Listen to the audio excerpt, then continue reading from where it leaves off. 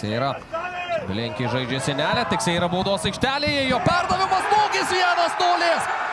Vilniaus Žalgiris muša įvartį 18 minutė. Puikia atkarpa žaidė žalgiriečiai, pritrūkdavo vis tikslumo atliekant perdavimus, bet dabar nepritrūksta nieko. Ir Vilniaus klubas pirmauja 1-0. Nesužaidus ne pusės pirmojo kėlinio krenta įvartis. Nikola Petkovičius triumfuoja su komandos draugais, bet labai gražiai sukonstravo šią ataką.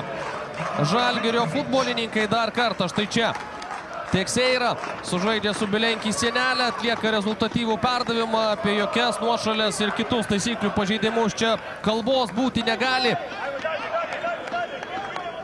Kaip iš natų. Viskas susiklosto ir labai užtikrintai užbaigia ataką Nikola Petkovičius. Ir triumfas Vilniaus Žalgirio sirgalių tribūnoje.